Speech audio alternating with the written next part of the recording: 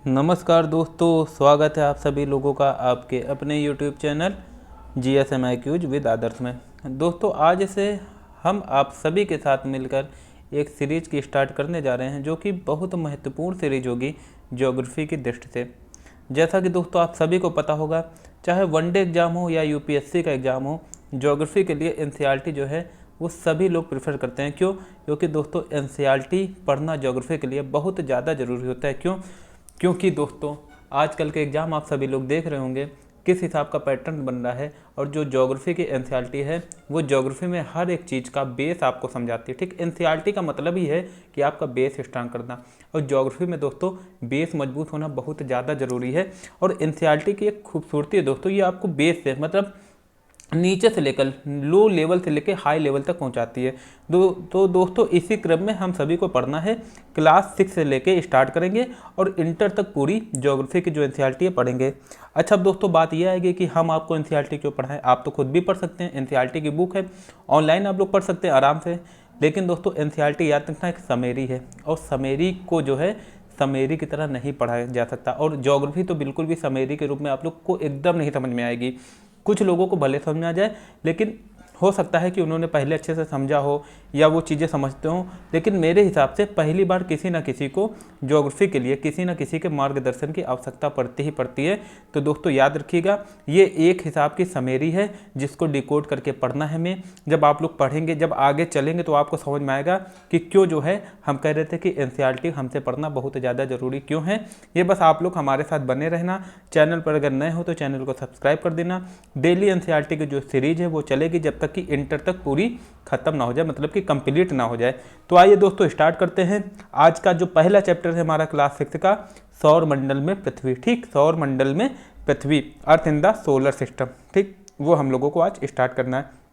तो दोस्तों देखिए, कहानी की शुरुआत होती है, मतलब कि बता रहे हैं ऐसे कि जो कि हकीकत कहानी नहीं है, इसको आप समझिए क्या कहना चाह रहा। कह रहा है दोस्तों, सूर्यास्त के बाद, ठीक क्या कह रहा है, सूर्यास्त के बाद आकाश को देखना कितना अच्छा लगता है। ठीक, सूर्यास्त के बाद आकाश को देखना कितना अच्छा लगता है। सिंपल सी बात है, आप लोग जब देखते होंगे है ना, छोटे में देखते होंगे छत से तारे कितने अच्छे लगते हैं, चंद्रमा कितना अच्छा लगता है, चांदनी रात बहुत ज़्यादा अट्रैक्ट करती है सभी को। आसमान में पहले एक या दो चमकते बिंदु ही दिखते हैं। बिल्कुल करेक्ट बात है दोस्तों। आप जब छत पर जाएंगे शाम के समय, ठीक, तो आप लोग देखना जैसे जैसे अंधेरा होगा आपको पहले एक या दो बिंदु दिखेंगे। ठीक, मतलब जिसे हम लोग तारे कहते हैं। फिर धीरे धीरे जैसे ही अंधेरा बढ़ता जाएगा तो दोस्तों इनकी संख्या बढ़ती जाएगी। फिर धीरे धीरे एकदम से इतनी हो जाएगी कि इसकी जो गणना करना, गिनती करना नामुमकिन हो जाएगा। आप सभी लोगों ने देखा होगा कि छोटे में हम सभी लोग बहुत तारे गिनते थे, लेकिन क्या पूरे तारे गिन पाते थे? नहीं, एक स्पेसिफिक एरिया तक ही हम लोग गिन पाते थे। ठीक, तो दोस्तों वही बात की जा रही है कि जो तारे हैं वो बहुत हैं, अनगिनत हैं, सब हमें दिखाई भी नहीं देते। अच्छा दोस्तों, जो रात में दिखते हैं वो दिन में भी दिखाई देंगे। ठीक, दिन में भी दिखाई देंगे, लेकिन क्यों नहीं दिखाई देते? क्योंकि होते वो दिन में भी, ऐसा नहीं कि वो गायब हो जाएंगे। क्योंकि जो सूर्य का प्रकाश है वो इतना ज़्यादा होता है कि तारे की रोशनी उसके सामने कुछ भी नहीं लगती। अब हालांकि ये नहीं कि उन तारों में प्रकाश कम है, कुछ तारे सूर्य से बहुत ज़्यादा बड़े हैं, लेकिन वो हमसे इतने दूर हैं दोस्तों, इतने ज़्यादा दूर हैं कि उनकी जो रोशनी है वो हम तक उस हिसाब से नहीं पहुंच पाती, और वो आकार में भी बहुत छोटे लगते हैं दूर के कारण। अच्छा, ऐसा क्यों है? दूर होने पर आप एक एग्जाम्पल लीजिए हवाई जहाज़ का। हवाई जहाज़ को आपने देखा होगा, जब आप लोग देखते होंगे एयरपोर्ट पर बहुत बड़े बड़े हवाई जहाज दिखते हैं, लेकिन जब आप आसमान में उड़ते हुए उन्हें देखते हैं तो काफ़ी छोटे होते हैं। ठीक, बहुत छोटे, इतने छोटे कि आपके हाथ में आ जाए। तो क्या वो हकीकत में इतने होते हैं छोटे? बिल्कुल नहीं होते। तो सेम दोस्तों यही तारों के बारे में। अब आगे चलते हैं, धीरे धीरे हर एक चीज़ समझेंगे। आगे दोस्तों कहा जा रहा है इसमें, लेकिन बाद में इनकी संख्या बढ़ती जाती है और आप उनकी गणना नहीं कर सकते। जो भी हमने बात की, संपूर्ण आकाश छोटी छोटी चमकदार वस्तुओं से भर जाता है। ठीक, जिनमें से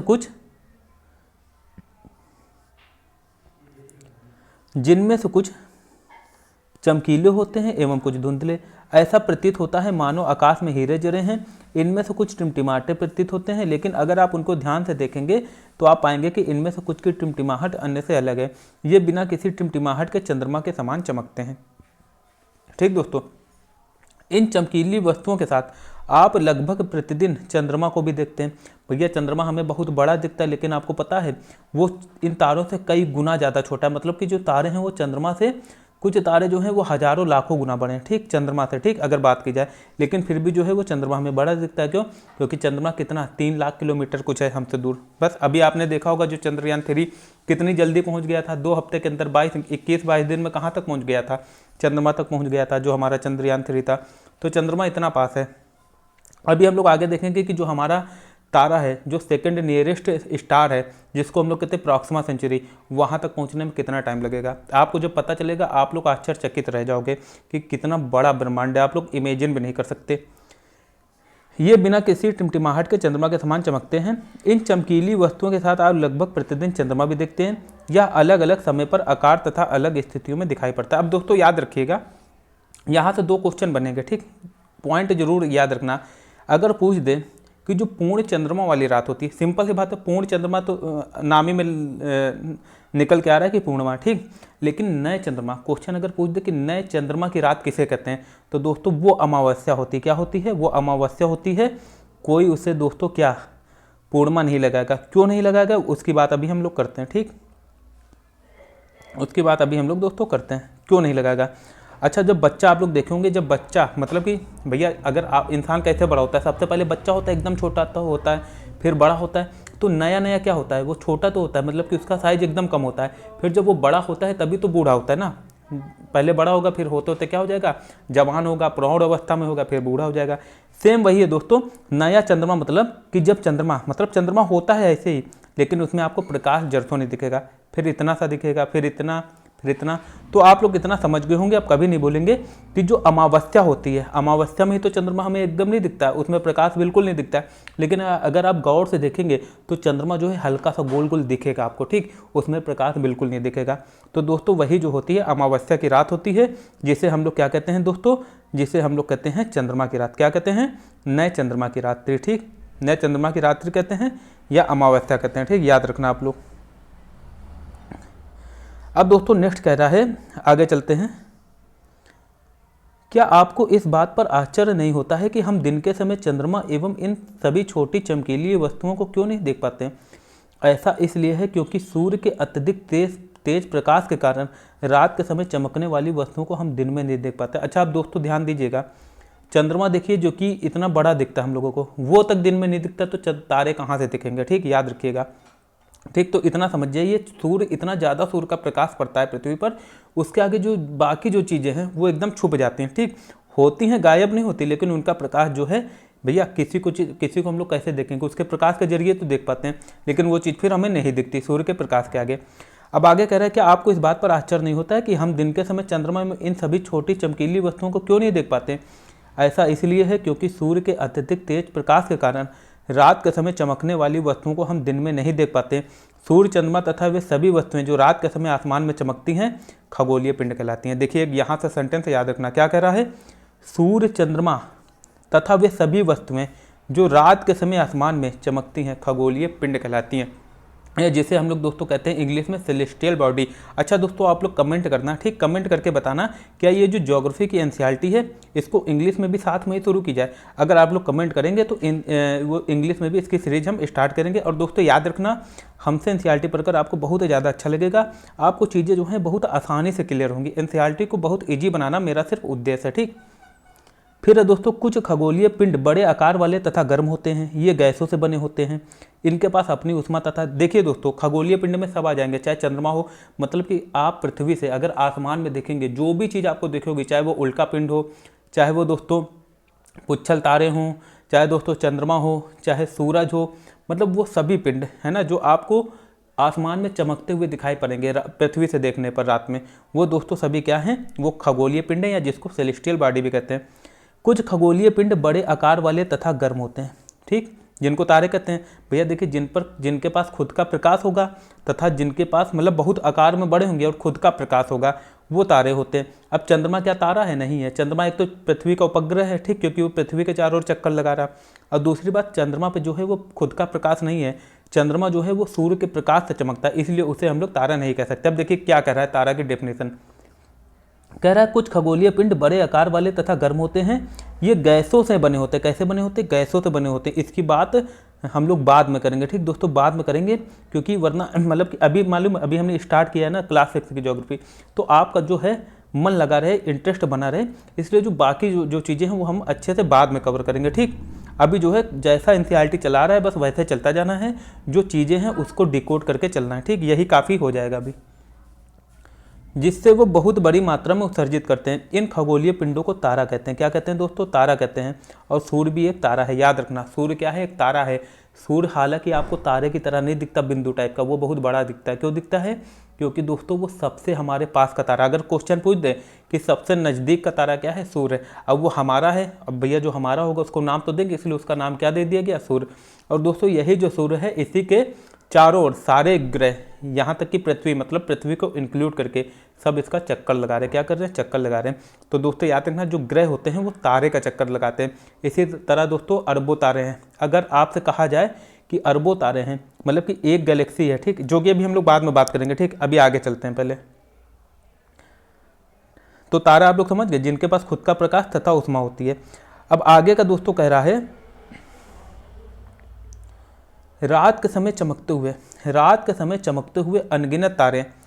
क्या कह रहा है? रात के समय चमकते हुए अनगिनत तारे सूर्य के समान ही हैं। ठीक, एकदम सूर्य के समान है, लेकिन हमसे बहुत अधिक दूर होने के कारण हम लोग उनकी ऊष्मा या प्रकाश को महसूस नहीं करते हैं, तथा वे अत्यंत छोटे दिखाई पड़ते हैं। ठीक, याद रखिएगा, वो इतने दूर हैं, जैसा कि अभी हमने बात की, हवाई जहाज को देखो आप लोग कितना छोटा दिखेंगे। ठीक, बहुत छोटा दिखेगा आसमान में। उसी को आप एयरपोर्ट में देखो तो बहुत बड़ा दिखेगा। आपने अवश्य ध्यान दिया होगा कि कुछ दूरी से देखने पर सभी वस्तुएं छोटी दिखाई पड़ती हैं। अत्यधिक ऊंचाई पर उड़ रहा हवाई जहाज कितना छोटा दिखाई देता है। अब सोचो दोस्तों, तारे कितने दूर हैं, फिर भी वो हमको दिखाई दे जाते हैं, यही बहुत बड़ी बात है। रात्रि में आसमान की ओर देखते समय, ठीक, क्या कह रहा है दोस्तों?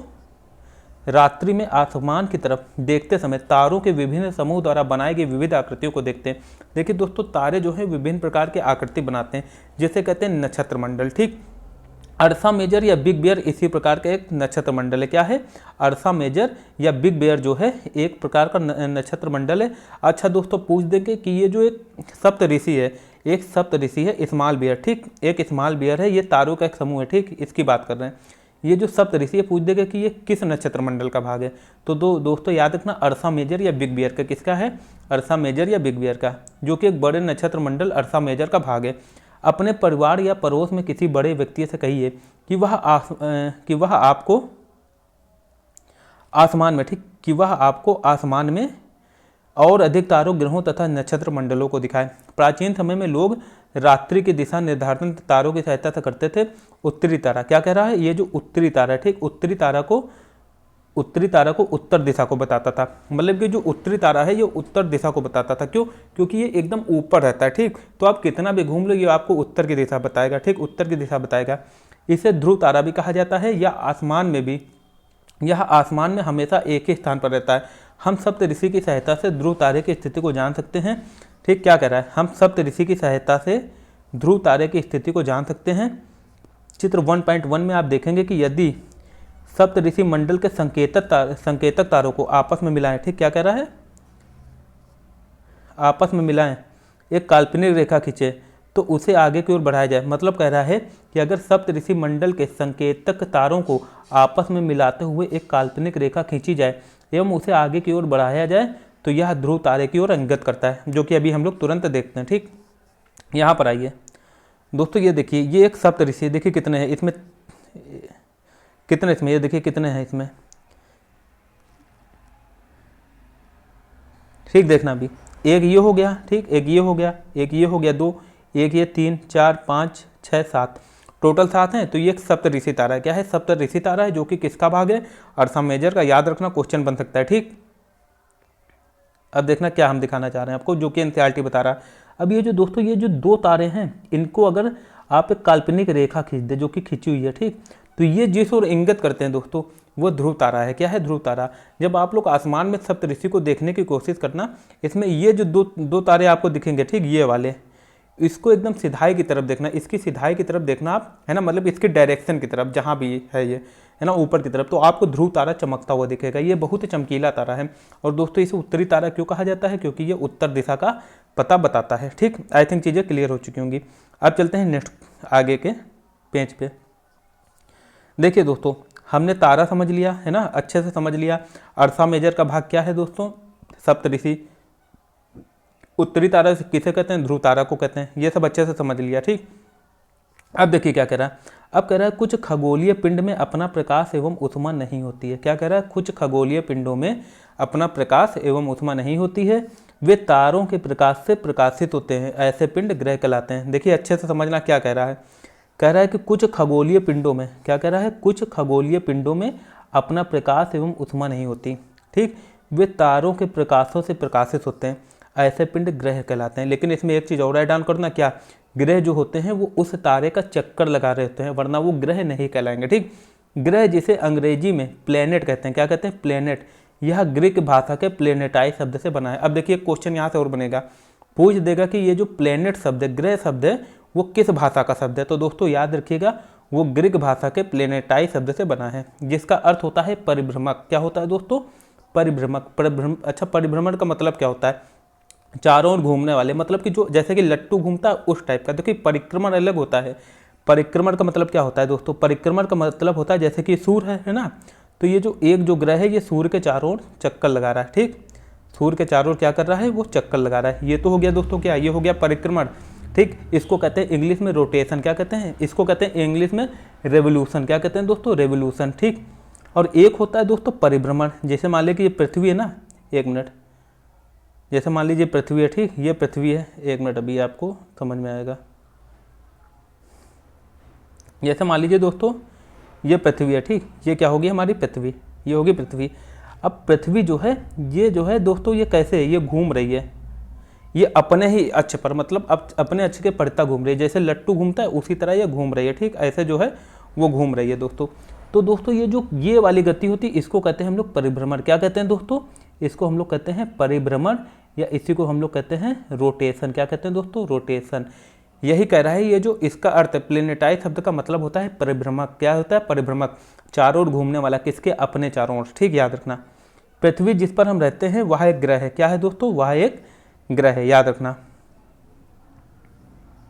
पृथ्वी जिस पर हम रहते हैं वह एक ग्रह है, यह अपना संपूर्ण प्रकाश एवं ऊष्मा सूर्य से प्राप्त करती है। किससे प्राप्त करती है, सूर्य से, जो पृथ्वी के सबसे नज़दीक का तारा है।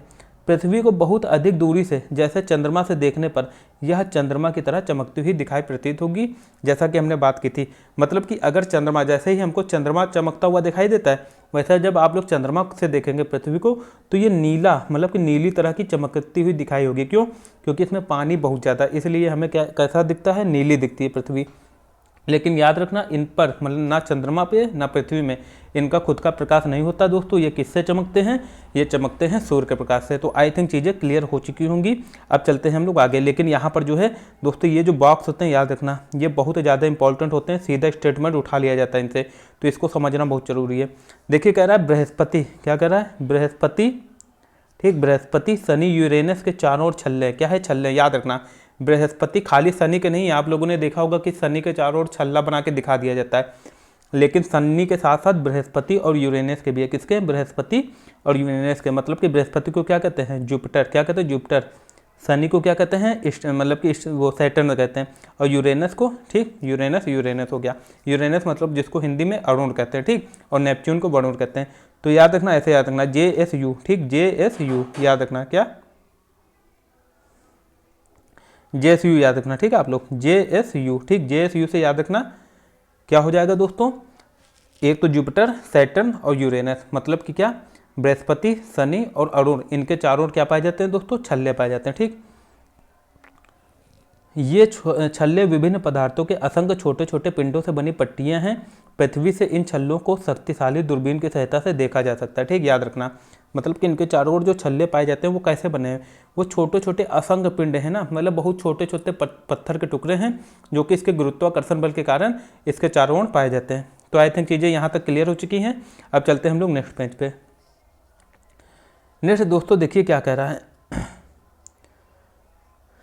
ये चीज़ अभी हम लोग आगे पढ़ते हैं, ठीक, आगे समझते हैं। इतना समझ लीजिए दोस्तों, इतना समझ लीजिए कि जो सूर्य के सबसे पास है वो बुध है, उसके बाद क्या है, मंगल है, ठीक। अभी हम लोग इसको अच्छे से समझते हैं खुद से, है ना। देखिए क्या कहना चाह रहा है, एक मिनट देखिए, हम आपको यहाँ पर समझाते हैं, ठीक, अच्छे से आप लोग समझना। ये मान लीजिए दोस्तों ये है सूरज, ठीक, ये क्या है, ये है सूरज, ठीक। सूर्य के जो सबसे पास का तारा है, मतलब जो सूर्य के जो सबसे पास में ग्रह है वो है दोस्तों बुध। क्या है, बुध, याद रखना है, या जिसको हम लोग कहते हैं मरकरी, ठीक, याद रखना है। 1 मिनट, ये मान लीजिए दोस्तों क्या है, ये है सूरज, ठीक, ये है सूरज, एक ये ग्रह हो गया, ठीक,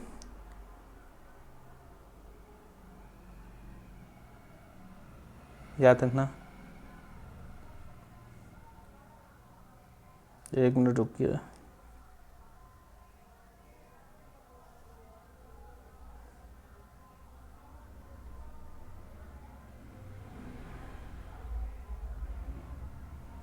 ठीक। साइज पर मत जाना किसी के भी, वो हम अभी इसमें क्लियर कर देंगे। देखिए यहाँ से आपको क्या समझना है, एक ट्रिक याद कर लीजिए, MBEM, इसको आप 2 से 3 बार पढ़ना, आपको समझ में आ जाएगा। जेसन, ठीक, जेसन, MBEM जेसन। M से हो गया दोस्तों मरकरी, मतलब जिसको कहते हैं बुध। V से वेनस, जिसको शुक्र कहते हैं। E से अर्थ यानी पृथ्वी। M से दोस्तों क्या हो जाएगा, M से हो जाएगा मार्स, जिसको कहते हैं मंगल। फिर J से जुपिटर बृहस्पति। S से दोस्तों सैटर्न शनि। U से यूरेनस अरुण, और N से नेपच्यून वरुण। देखिए क्या कहना चाह रहा, सूर्य से दूरी के क्रम में, मतलब बताइए दूरी के क्रम में कौन सा जो ग्रह है वो किस स्थान पर है। देखिए जो सबसे पास है दोस्तों वो क्या है, बुध, मरकरी, क्या है, बुध। अभी इसकी हम लोग एक दूसरी ट्रिक भी बताएंगे। दूसरा दोस्तों हो गया क्या, दूसरा हो गया शुक्र। तीसरा हो गया दोस्तों अपनी पृथ्वी। चौथा हो गया मंगल। पांचवा हो गया बृहस्पति। छठा हो गया शनि। यूरेनस हो गया अरुण, मतलब कि सातवां, और नेपच्यून जो इसके बाद क्या हो गया दोस्तों, नेपच्यून, ठीक। अब देखना इसको ट्रिक से कैसे याद करोगे। भैया देखिए बुध से एक चीज याद कर लो आप, क्या, एक ग्रह याद कर लो, सूर्य के सबसे पास में कौन सा है, बुध, ठीक। सूर्य के सबसे पास में कौन सा है, बुध। अब ध्यान दीजिएगा आप लोग, सूर्य के सबसे पास बुध है, एक दिन छोड़ो, बुध के बाद क्या आता है, बृहस्पति छोड़ो, शुक्र आ गया, ठीक, एक दिन बस छोड़ते जाना है। शुक्र के बाद दोस्तों शनि को छोड़ दो, क्या आ जाएगा, रवि। रवि को हम लोग कहाँ रहते हैं, पृथ्वी पे। भैया मान लो कि घर पे रहते हैं तो पृथ्वी अपने घर ही की तरह है, तो मान लीजिए ऐसे मतलब ट्रिक बना रहे ना, खाली इतना थोड़ा सा है दिक्कत, आगे तक ट्रिक जो है वो अच्छे से काम करेगी। रवि का मतलब मान लो पृथ्वी अपने घर पर रहते हैं। फिर दोस्तों रवि के बाद क्या आएगा, एक दिन छोड़ के चलना है, सोम के बाद क्या आ जाएगा दोस्तों, मंगल आ जाएगा, ठीक। फिर देखिए मंगल के बाद बुध को छोड़ दो, क्या आ जाएगा, बृहस्पति आ जाएगा, ठीक। बृहस्पति के बाद दोस्तों शुक्र को छोड़ दो, क्या आ जाएगा, शनि आ जाएगा, ठीक। चीज़ें क्लियर हो रही हैं। फिर दोस्तों शनि के बाद अरुण और वरुण, याद कर लो, सिंपल सी बात है। देखिए अब देखिए आप लोग को अच्छे से याद रहेगा। सबसे पहले दोस्तों क्या, 1 मिनट, सबसे पहले क्या आएगा, मरकरी, यानी जिसको बुध कहते हैं, ठीक। बुध के बाद एक दिन छोड़ दो, बृहस्पति को छोड़ो, क्या आ जाएगा, शुक्र, जिसको वीनस कहते हैं। फिर दोस्तों क्या याद करना है, शुक्र के बाद शनि को छोड़ दो, रवि को हम लोग पृथ्वी पे रहते हैं, अर्थ पे। फिर दोस्तों पृथ्वी मतलब रवि आ गया, रवि के बाद सोम को छोड़ दो, मंगल, मतलब कि मार्स। मंगल के बाद बुध को छोड़ दो, क्या आ जाएगा, बृहस्पति, क्या आ जाएगा दोस्तों, बृहस्पति, जुपिटर।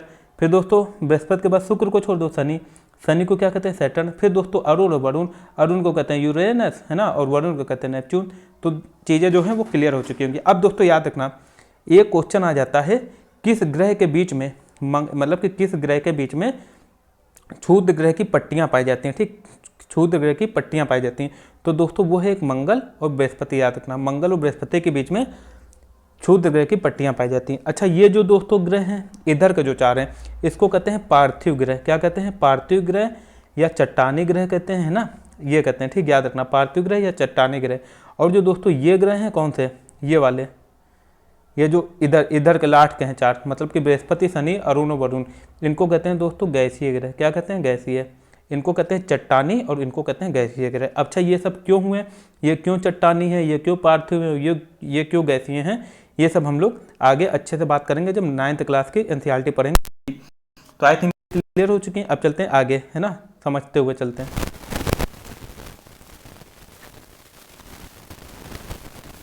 चलो, आसमान में दिखने वाला चंद्रमा एक उपग्रह है, ठीक, बिल्कुल। अब उपग्रह की बात चल रही। यह हमारी पृथ्वी का सहचर है तथा इसके चारों ओर चक्कर लगाता है। हमारी पृथ्वी के समान 7 अन्य ग्रह हैं जो सूर्य से प्रकाश एवं ऊष्मा प्राप्त करते हैं। उनमें से कुछ के पास अपने चंद्रमा भी हैं, ठीक। अच्छा याद रखना, यहाँ पर देखिए क्या कहा गया, पौराणिक रोमन कहानियों में सोल सौर देवता को कहा जाता है। सौर शब्द का अर्थ है सूर्य से संबंधित, इसलिए सूर्य के परिवार को सौर मंडल कहा जाता है, ठीक। सौर शब्द का उपयोग करते हुए अधिक शब्दों को लिखें। सौर मंडल, जैसे हम लोग बहुत कुछ हम लोगों ने पढ़ा है, सौर मंडल हो गया, सोलर कुकर हो गया, ये भी कैसा है ना। और दोस्तों सोलर सिस्टम हो गया पूरा, ये सब जो है सोलर से बना है, किससे, सूरज से, ठीक। फिर दोस्तों कह रहा है सौर मंडल की बात कर रहे हैं, सूर्य 8 ग्रह हैं, मतलब सूर्य के साथ क्या है, सौर मंडल में क्या क्या है, केंद्र में कौन है, मतलब जो हमारे पूरे ग्रह का जो जीवनदायी है। अगर सूर्य ना हो तो सब ये जितने भी ग्रह हैं इसमें जीवन एकदम ना हो। वैसे भी जीवन किसमें, पृथ्वी में। अगर सूर्य नहीं होगा तो पृथ्वी में जो जीवन है वो एकदम तुरंत खत्म हो जाएगा, ठीक, तुरंत खत्म हो जाएगा। हालांकि हमको ये पता चलेगा कि 8 घंटे बाद पता चलेगा कि जो सूर्य है वो खत्म हो चुका है, ठीक। क्यों, क्योंकि सूर्य का जो प्रकाश है वो पृथ्वी तक पहुंचने में 8 घंटे लगता है। अब हालांकि प्रकाश पहुंचने में 8 घंटा लग रहा है, तो ऐसा तो है नहीं कि ग्रेविटेशनल फोर्स में भी कुछ फर्क पड़ जाएगा, उसमें कुछ नहीं पड़ेगा, तो तुरंत जो है वो जिंदगी समाप्त हो जाएगी। अच्छा अब दोस्तों देखिए क्या कर रहा है, सूर्य 8 ग्रह, उपग्रह तथा कुछ अन्य खगोलीय पिंड जैसे क्षुद्र ग्रह एवं उल्का पिंड मिलकर सूर्य मंडल का निर्माण करते हैं। उसे हम सौर परिवार का नाम देते हैं, जिसका मुखिया सूर्य क्या है, जिसका मुखिया दोस्तों सूर्य है, ठीक। अब देखिए सूर्य के बारे में थोड़ी बात कर लेते हैं। सूर्य के बारे में दोस्तों कहा जा रहा है, सूर्य सौर मंडल के केंद्र में स्थित है। यह बहुत बड़ा है एवं अत्यधिक गर्म गैसों से बना है। इसका खिंचाव बल इससे सौर मंडल को बांधे रखता है। सूर्य सौर मंडल के लिए प्रकाश एवं ऊष्मा का एकमात्र स्रोत है, लेकिन हम इसकी अत्यधिक तेज ऊष्मा को महसूस नहीं करते हैं। लेकिन सबसे नज़दीक का तारा होने के बावजूद यह हमसे बहुत दूर है। सूर्य पृथ्वी से लगभग 15 करोड़ किलोमीटर दूर है। इतना दूर है तब भी दोस्तों इतनी गर्मी लगती है धूप में। सोचो अगर 3-4 किलोमीटर भी पास आ जाए, 5 करोड़ किलोमीटर है ना, 5 करोड़ किलोमीटर, तो सोचिए क्या हाल होगा। जो हम लोग हैं मानो झुलस जाएगा, एकदम जल जाएगा। अब बात करते हैं दोस्तों ग्रह की। देखिए दोस्तों आज क्लास 6 की शुरुआत थी, है ना, तो बहुत ज़्यादा डीप में नहीं जाना हमें, जैसे एनसीईआरटी चला रही वैसे चलना है। बाकी जो जरूरी चीज़ होगी वो हम आपको समझाते चलेंगे। अभी जो आगे का चैप्टर आने वाला है वायुमंडल, ठीक, मतलब कि वायु से रिलेटेड, जल से रिलेटेड, वो बहुत ज़्यादा इंपॉर्टेंट होने वाले हैं, जिसको डिकोड करना बहुत ज़रूरी है। ये तो आप चीज़ें समझे जा रहे होंगे, लेकिन उसको जो है वो समझना बहुत ज़्यादा ज़रूरी होगा। तो जो भी चैनल में दोस्तों नए हैं वो चैनल को सब्सक्राइब जरूर कर देना, और आगे आप देखना अगर आपको खुद लगेगा कि हाँ एनसीईआरटी कितनी इंटरेस्टिंग हो रही है आपके लिए। अब ग्रह की देखिए दोस्तों, ग्रह की क्या बात चल रही है, ग्रह में बात चल रही है दोस्तों,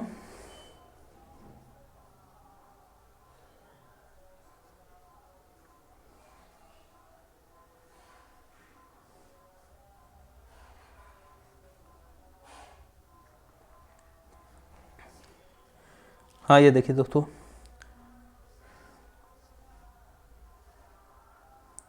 ग्रह में कह रहा है हमारे सौर मंडल में 8 ग्रह हैं। सूर्य से दूरी के अनुसार वे हैं बुध, शुक्र, पृथ्वी, मंगल, बृहस्पति, शनि, यूरेनस तथा नेपच्यून। हमने पढ़ दिया। देखिए एम से मार्स, MBEM हमने ट्रिक पढ़ी थी, MBEM जेसन। और ये या तो ये पढ़ लो आप लोग, है ना, 4 से 5 बार अगर पढ़ोगे तो याद रहेगा, या तो आप लोग समझ लो ऐसे, बुध के बाद एक छोड़ दो, शुक्र, फिर एक छोड़ दो दिन, क्या आ जाएगा, पृथ्वी, फिर एक छोड़ दो, मतलब पृथ्वी, रवि में हम लोग पृथ्वी में रहते हैं, फिर दोस्तों मंगल के बाद दोस्तों बृहस्पति, फिर एक छोड़ दो शनि, फिर दोस्तों अरुण। ठीक समझ गए होंगे। यहाँ पर एक चीज़ देखिए कही गई है, उसको और अच्छे से समझ लेते हैं।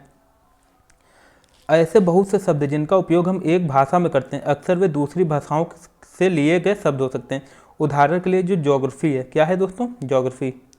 उदाहरण के लिए ये जो ज्योग्राफी शब्द है, ठीक, ये एक अंग्रेजी शब्द है, यह ग्रीक भाषा लिया गया, ठीक, ये ग्रीक भाषा से लिया गया शब्द है। अभी हमने क्या पढ़ा, जो प्लेनेटाई है वो भी ग्रीक भाषा से लिया गया है।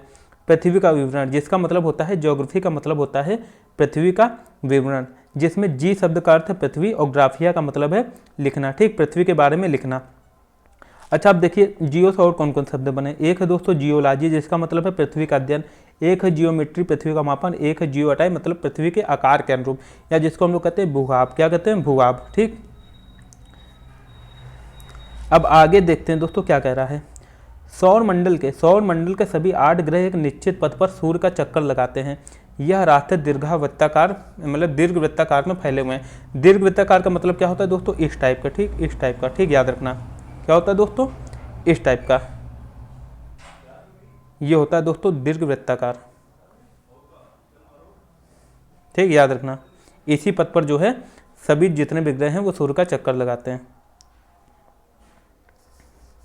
रात में आसमान को देखकर मनुष्य हमेशा से मोहित हुआ है। खगोलीय पिंडों एवं उनकी गति के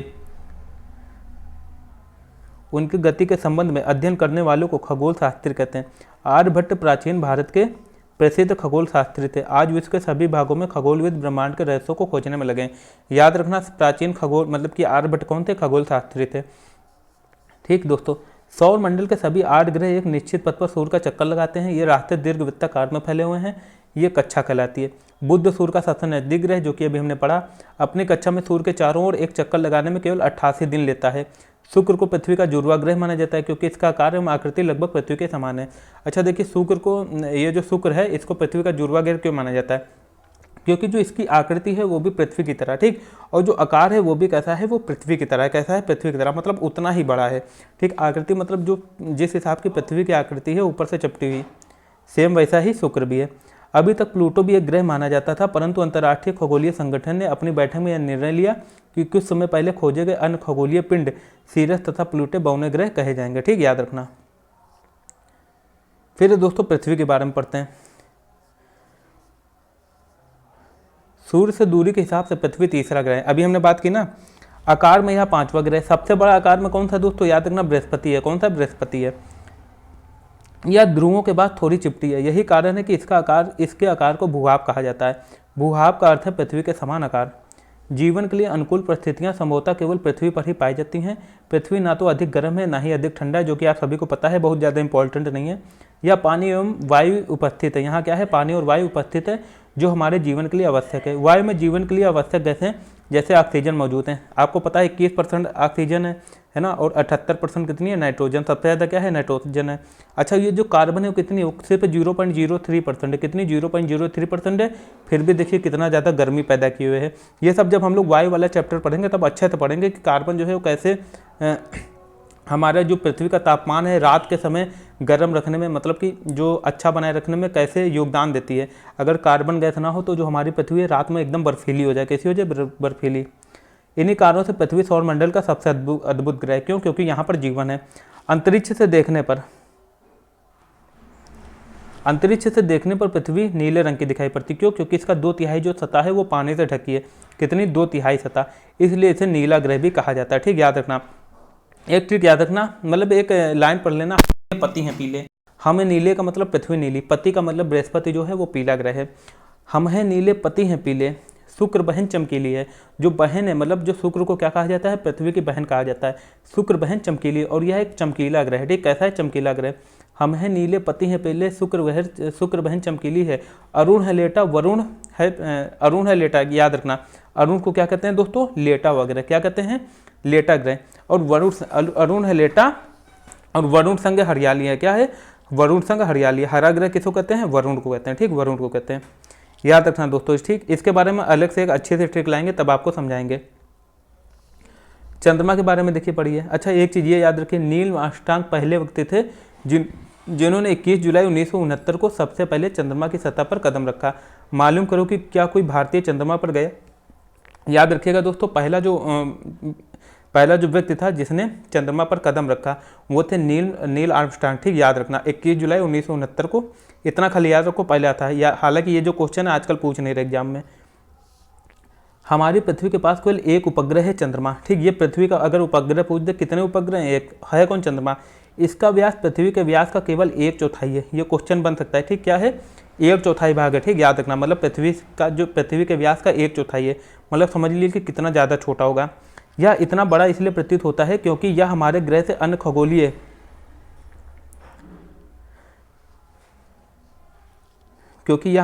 अन्य खगोलीय पिंडों की अपेक्षा नज़दीक है। यह हमसे लगभग 3,84,000 किलोमीटर। सूर्य देख लो 15 करोड़ किलोमीटर। अब आप पृथ्वी से सूर्य एवं चंद्रमा की दूरियों की तुलना करें। अच्छा, अभी एक बात और करते हैं जो कि हमने कहा था, हालांकि इसमें बताई नहीं गई है। अब देखिए ये चंद्रमा कितना दूर है? चंद्रमा सिर्फ 3,84,400 किलोमीटर दूर है। ठीक, याद रखना, 3,84,400 किलोमीटर दूर है। फिर भी दोस्तों देखिए यहाँ तक, मतलब कि जो चंद्रयान गया था वो कितने दिन में पहुँचा था? कुल मिला के 2 हफ्ते इससे ज़्यादा का समय लग जाता है। ठीक, बिल्कुल सही बात है, 14-15 दिन लग जाते हैं। सिर्फ कितना है? 3,84,400 किलोमीटर। और जब चंद्रयान से गया था कितने लग गए? 15 दिन। अब देखिए सूर्य कितनी दूर है अपनी पृथ्वी से? 15 करोड़ किलोमीटर। ठीक, सूर्य एक तारा है। लेकिन अगर क्वेश्चन आ जाए कि जो सेकंड नियरेस्ट तारा है, अपनी पृथ्वी से जो सेकंड नियरेस्ट तारा है, जो दूसरा सबसे पास का तारा, पहले तो सूर्य है, वो है प्रॉक्सिमा सेंचुरी। अभी अब आपसे बताएं कि वहाँ तक पहुँचने में कितना समय लगेगा। जब आप लाइट की स्पीड मतलब प्रकाश की चाल कितनी है, 3 लाख किलोमीटर प्रति सेकंड, कितनी है, 3 लाख किलोमीटर प्रति सेकंड। जब आप इस स्पीड से चलेंगे दोस्तों, ठीक, जब आप इस स्पीड से चलेंगे तब जाके आपको पता है कितना दिन लगेगा। कितना कह रहा है, 3 लाख किलोमीटर प्रति सेकंड। एक बार कल्पना तो करो, 20 किलोमीटर जाओ अपने घर से, कितना टाइम लग जाता है ना। पैदल चलो एक बार, है ना, 2 किलोमीटर भी बहुत लगते हैं। जब आप 3 लाख किलोमीटर प्रति सेकंड की स्पीड, मतलब 1 सेकंड हुआ आप 3 लाख किलोमीटर चल दिए, तब आपको 4 साल लग जाएंगे जो सेकंड नियरेस्ट तारा है वहाँ तक पहुँचने में। सोचिए 3 लाख किलोमीटर जब प्रति सेकंड की स्पीड से चलेंगे, ठीक। अच्छा, एक चीज़ और याद रखना, एक होती आकाशगंगा। क्या होता है दोस्तों, आकाशगंगा, ठीक, आकाशगंगा होती है, ठीक, ऐसे समझ लो, ये होती है आकाशगंगा, ठीक ठीक। एक चीज़ याद रखना, आकाशगंगा में जो एकदम साइड में तारे होते हैं वो नए तारे होते हैं। क्या होते हैं, नए तारे, मतलब नए नए बने हुए। अपना सूर्य भी यहीं कहीं पर है। अब जब तारा बूढ़ा होता जाता है, मतलब उसकी जो उम्र होती है वो एकदम लास्ट होती है कि वो ख़त्म होने वाला होता है, तो वो जो इधर एक ब्लैक होल होता है, आकाशगंगा के बीच में एक ब्लैक होल होता है, वहाँ तक पहुँचते जाते हैं, फिर यहाँ पर आके एकदम समाप्त हो जाते हैं। तो हम लोगों के लिए खुशी की बात है, अपना जो सूर्य है अभी एक नया तारा है, वो यहीं पर कहीं है, ठीक, याद रखना। अब एक चीज़ हम आपको ये बताना चाह रहे थे, ये जो आकाशगंगा है इसका नाम क्या है दोस्तों, अभी एनसीईआरटी में नहीं बताया गया। अपनी जो आकाशगंगा है इसका नाम है मिल्की वे। क्या है नाम, मिल्की वे, ठीक। या इसी को क्या कहते हैं दोस्तों, इसी को दोस्तों कहते हैं, याद रखना, इसी को कहते हैं दुग्ध मेखला, ठीक। कैसा है, दुग्ध मेखला।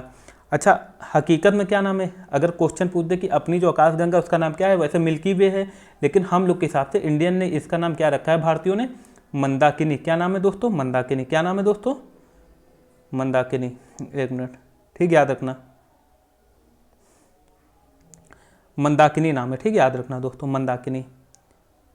जिस आकाशगंगा में हमारा सन है, ठीक, हमारा सूरज है। अब देखिए ये जो आकाशगंगा है ना, ये तो अपनी हो गई। अब इसके बाद जो अपने सबसे पास के आकाशगंगा है उसका नाम क्या है, उसका नाम है दोस्तों देवयानी। क्या नाम है, देवयानी। अभी इसके बारे में देखना, आपको बहुत अच्छी चीज़ पता चलेगी, देवयानी, ठीक। इसी को कहते हैं दोस्तों एंड्रोमेडा। क्या कहते हैं, एंड्रोमेडा, एंड्रोमेडा, ठीक। अब यहाँ तक पता है कितना टाइम लग जाएगा, अगर आप लोग जाएंगे, देखिए जो नियरेस्ट तारा था सूर्य के पास, वहाँ तक पहुँचने में 4 साल लगेंगे, जबकि आप कैसे चलेंगे, लाइट की स्पीड से, ठीक, लाइट की स्पीड से चलेंगे, 3 लाख किलोमीटर प्रति सेकंड। अब इसमें देखिए, अगर जो दूसरी मतलब कि जो सबसे पास की आकाशगंगा है, ठीक, रहते हम लोग कहाँ हैं, मंदाकिनी में, मतलब कि अपना जो सूर्य है वो किसका भाग है, मंदाकिनी का, ठीक, दुग्ध मिल्की वे का, जिसको दुग्ध मेखला कहते हैं। अब जो सेकंड नियरेस्ट है, मतलब कौन है, देवयानी है, जिसको एंड्रोमेडा कहते हैं, वहाँ तक पहुँचने में पता कितना टाइम लगेगा। जब हम लोग लाइट की स्पीड से, मतलब कि 3 लाख किलोमीटर प्रति सेकंड की स्पीड से चलेंगे, तब लग जाएंगे 20 लाख साल। कितने लग जाएंगे, 20 लाख साल। आप लोग कल्पना करो, ठीक, कल्पना करो, कल्पना करो कि कितना बड़ा है ब्रह्मांड, ठीक। अच्छा, एक चीज़ और देखिए, हर एक आकाशगंगा में 100 अरब तारे होते हैं। कितने, 100 अरब, है ना। हर आकाश मतलब कि जो अपनी आकाशगंगा इसमें 100 अरब तारे होंगे, ठीक। और कितनी टोटल आकाशगंगा है दोस्तों, आकाशगंगा भी कितनी है दोस्तों, याद रखिएगा, 100 अरब, 100 अरब। और हर आकाशगंगा में 100 अरब तारे हैं। सोचिए दोस्तों, अगर दूसरी जो आकाशगंगा है वहाँ तक पहुँचने में 20 लाख साल लग गए, है ना, जो सबसे पास की है ना, जो सबसे पास की आकाशगंगा है देवयानी, वहाँ तक पहुँचने में 20 लाख साल लग गए, जबकि हम लोग 3 लाख किलोमीटर प्रति सेकंड से चल रहे हैं, जो कि अभी असंभव है, ठीक, उससे चल रहे लाइट की स्पीड से। तब तो सोचिए अगर हम लोग सबसे दूर की आकाशगंगा में पहुँचेंगे तो मतलब कि एकदम सोचिए कितना बड़ा ब्रह्मांड है। आप लोग कल्पना कीजिए। ज्योग्राफी बहुत दोस्तों इंटरेस्टिंग विषय है, बस आपको पढ़ना अच्छे से, ठीक, पढ़ना अच्छे से समझ के पढ़ना है। अब देखिए क्या कह रहा है आगे, उपग्रह एक खगोलीय पिंड है जो ग्रहों के चारों ओर उसी प्रकार चक्कर लगाते हैं जिस प्रकार ग्रह सूर्य के चारों ओर। देखिए जो सूर्य के चारों ओर चक्कर लगा रहे हैं वो हो गए ग्रह। अब जो ग्रह के चारों ओर चक्कर लगा रहे हैं वो होते चंद्रमा। हालांकि जो चंद्रमा है वो भी सूर्य का चक्कर लगा रहा है, लेकिन ये जो है वो किसी भी ग्रह को ना काटे, जो किसी ग्रह की मतलब जो किसी ग्रह के पथ को ना काटे वही ग्रह है। अब जैसे जो प्लूटो था वो किसी ग्रह की जो है पथ को काटे दे रहा था, ठीक, इसलिए उसको ग्रह से श्रेणी से हटा दिया गया ग्रह के, ठीक, याद रखना। जिस प्रकार ग्रह सूर्य के चारों ओर चक्कर लगाते हैं। मानव निर्मित उपग्रह एक कृत्रिम पिंड है, यह वैज्ञानिकों के द्वारा बनाया गया है, ठीक, जिसका उपयोग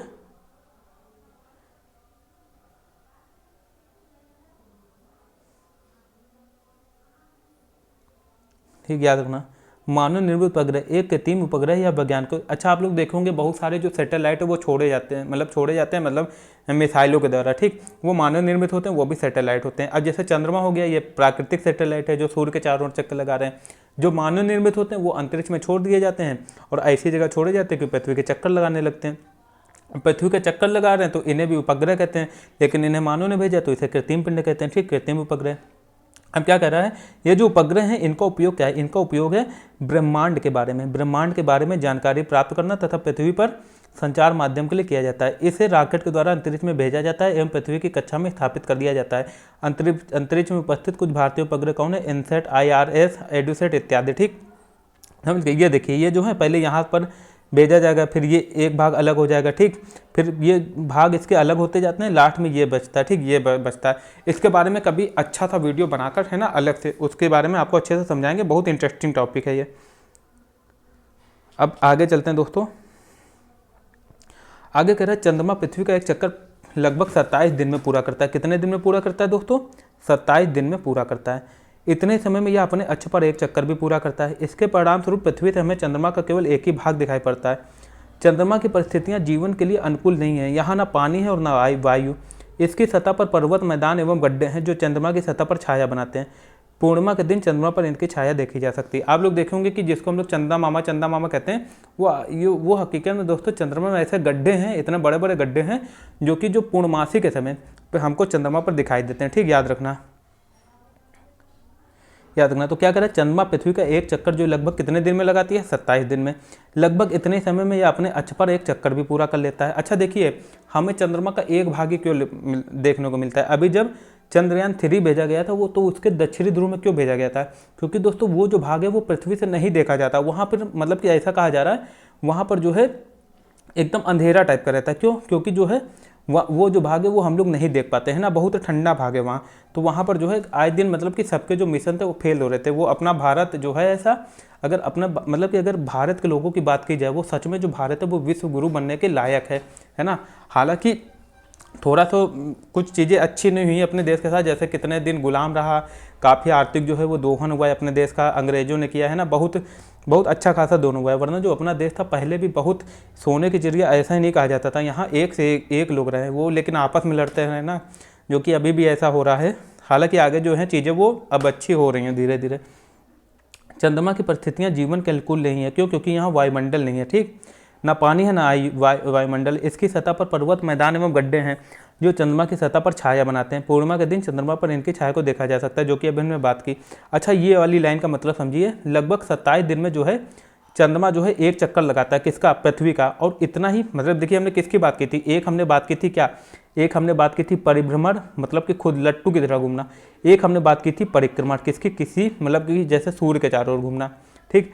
वैसे दोस्तों क्या है, ये मान लीजिए कि पृथ्वी है, ठीक। अब चंद्रमा क्या कर रहा है दोस्तों, ये पृथ्वी का चक्कर लगा रहा है, ठीक, पृथ्वी का चक्कर लगा रहा है, ठीक।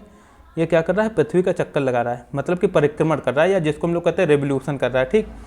अब दोस्तों ये पृथ्वी का जो चक्कर लगा रहा है 27 दिन में लगाता है, और ये 27 दिन में ही अपने अक्ष के पड़ता भी घूम जाता है। तो इसलिए दोस्तों होता क्या है, हमें सिर्फ चंद्रमा का एक ही भाग देखने को मिलता है, ठीक, एक ही भाग देखने को मिलता है, यही रीजन है। अब आगे चलते हैं, देखिए क्या कर रहा है, इधर कर रहा है जीव एवं पौधों को जीवित रहने तथा विकास के लिए किन तत्वों की आवश्यकता होती है। दोस्तों बहुत से तत्व हैं जिसके बारे में अगर बात की जाए तो ये वीडियो बहुत छोटा, मतलब कि बहुत पूरी रात ही चल जाएगा, है ना। तो अभी हम लोग आगे पहले और भी चीज़ें देखते हैं। अच्छा देखिए, क्षुद्र ग्रह कहना है, क्षुद्र ग्रह किसे कहते हैं, तारों ग्रहों तथा उपग्रहों के अतिरिक्त असंख्य छोटे पिंड सूर्य के चारों ओर चक्कर लगाते हैं। इन पिंडों को क्षुद्र ग्रह कहते हैं। अभी हमने बात की थी ना, मंगल और बृहस्पति के बीच जो है क्षुद्र ग्रह की पट्टी पाई जाती है, ये देखो, है ना। वैज्ञानिक के अनुसार क्षुद्र ग्रह या ग्रह के ही भाग होते हैं, मतलब ये जो क्षुद्र ग्रह हैं वो ग्रह के ही भाग होते हैं, जो कि ग्रह से मतलब कि जो विस्फोट, मान ली कि ग्रह में कुछ विस्फोट हुआ हो और ग्रह से टूटकर अलग हो गए हों, ठीक। ये हो गए क्षुद्र ग्रह की बात हो गई। अब आगे बात करेंगे हम लोग उल्का पिंड क्या है। सूर्य के चारों ओर चक्कर लगाने वाले पत्थरों के छोटे छोटे टुकड़ों को उल्का पिंड कहते हैं, ठीक। कभी कभी ये उल्का पिंड पृथ्वी के इतने नज़दीक आ जाते हैं, इनकी प्रवृत्ति पृथ्वी पर गिरने की होती है। जिसे हम लोग दोस्तों कहते नहीं है, ये देखिए टूटा हुआ तारा जा रहा है, ठीक, इससे कुछ मांग लो। वो हकीकत में दोस्तों टूटा हुआ तारा नहीं होता। अगर तारा आ जाएगा तो पृथ्वी बचेगी नहीं, इतना बड़ा है। अब सिंपल सी बात है, तारा थोड़ी नहीं आके पृथ्वी पर गिरेगा, तारा वहीं रहेगा, पृथ्वी को अपनी तरफ घसीट लेगा, क्योंकि दोस्तों पृथ्वी का गुरुत्वाकर्षण बल तारे के गुरुत्वाकर्षण बल के आगे कुछ भी नहीं होगा। ठीक, तो याद रखना तारा पृथ्वी के पास नहीं आएगा, तारा जो है पृथ्वी जो है, अगर तारा पृथ्वी के पास आ गया तो उसको पास में आने की बहुत ज़्यादा नीड नहीं होगी, पृथ्वी खुद अपने आप खींची चली जाएगी उसके पास। ठीक, याद रखना ये चीज़। सूर्य के चारों ओर चक्कर लगाने वाले, एक मिनट,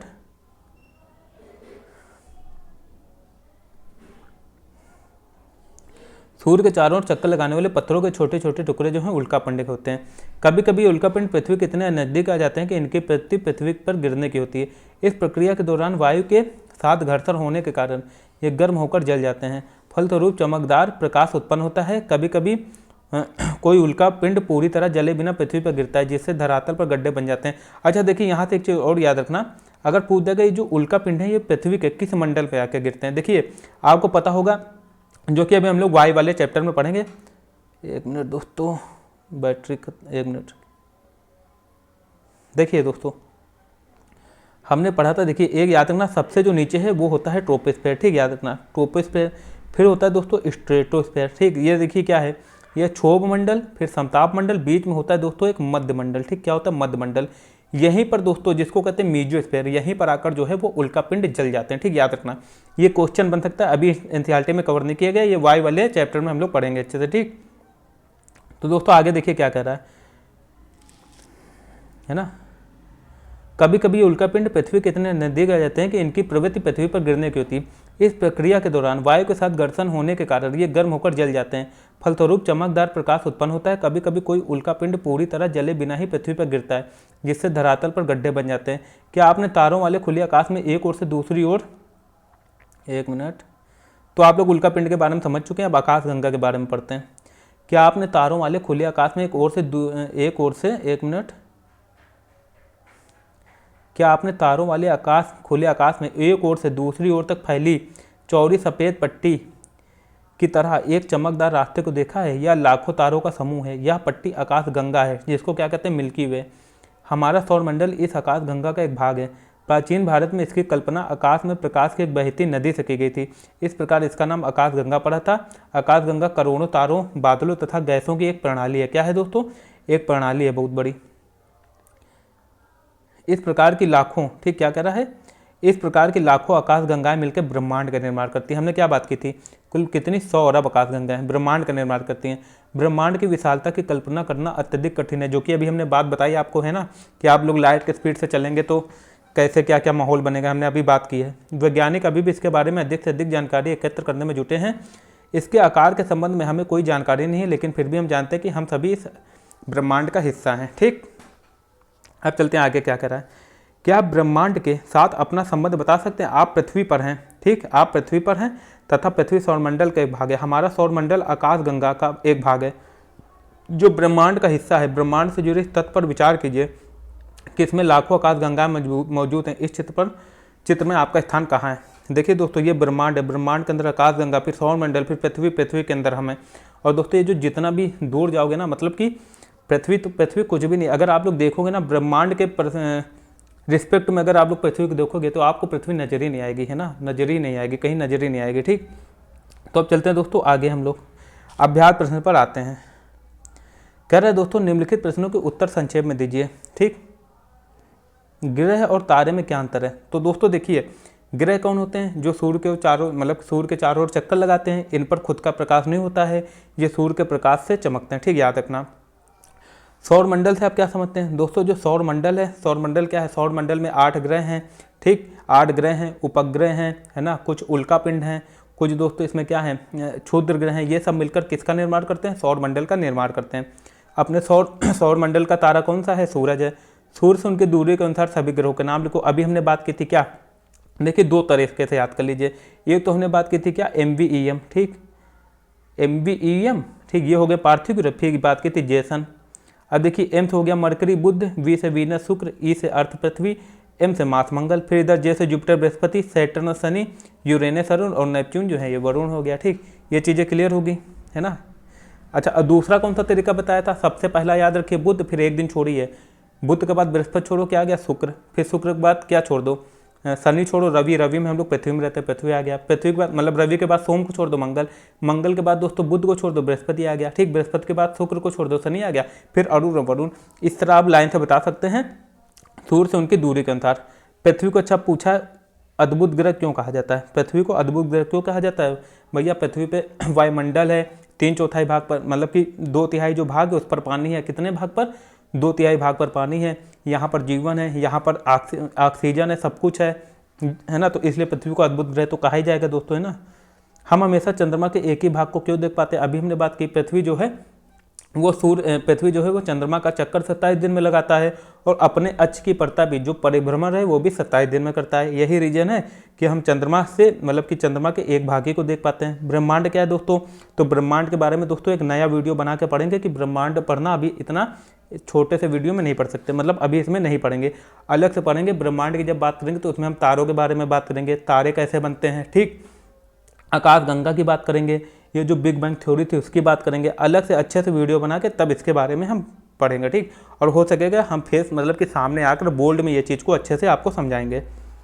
हम हमेशा चंद्रमा के एक ही भाग को क्यों देख पाते? बात कर लिए ना, ये सब बातें कर लिए, आगे चलते हैं। अब कह रहा है किस ग्रह को पृथ्वी के जुड़वा ग्रह के नाम से जाना जाता है? शुक्र बहन। हमने क्या बात की थी? हम हैं नीले पति हैं पीले, शुक्र बहन चमकीली है। और शुक्र को क्या है कहा जाता है? पृथ्वी की बहन भी कहा जाता है, ठीक दोस्तों, याद रखना। सूर्य से तीसरा सबसे नजदीक ग्रह कौन सा है? तो पहला बुध, दूसरा क्या है? शुक्र, तीसरा पृथ्वी, अपनी पृथ्वी है, ठीक, याद रखिएगा। अब आगे क्या कह रहा है? सभी ग्रह सूर्य के चारों ओर किस प्रकार के पथ पे चक्कर लगाते हैं? दीर्घवृत्ताकार पथ पे, है ना, जो कि हमने बात कर ली थी। ध्रुव तारे से किस दिशा का ज्ञान होता है? उत्तर तारे का, इसलिए इसे उत्तरी तारा भी कहा जाता है। क्षुद्र ग्रह किन कक्षाओं के बीच पाए जाते हैं? मंगल और बृहस्पति, है ना। ये सब बातें हम लोगों ने कर ली थी।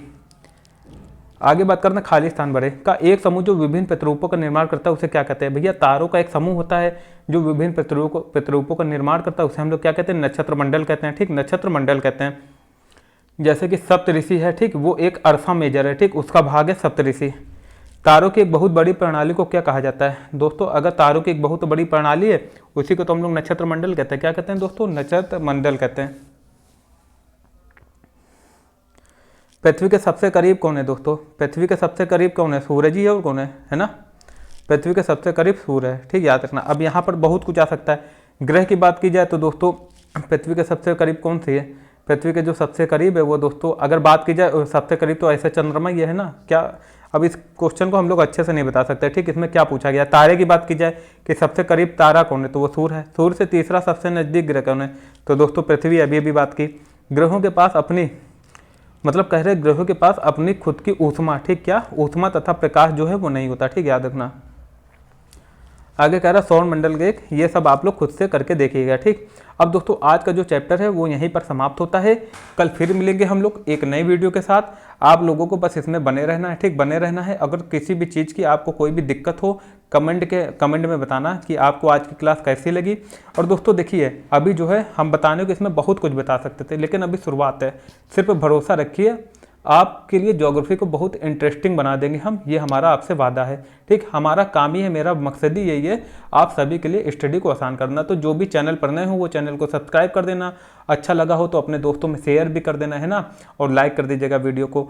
तो और अपना अच्छे से ख्याल रखिए, अच्छे से पढ़िए, खुश रहिए, मस्त रहिए, है ना, और माँ बाप का जरूर ख्याल रखिए। कल फिर मिलेंगे एक नई वीडियो के साथ, तब तक के लिए थैंक यू सो मच दोस्तों।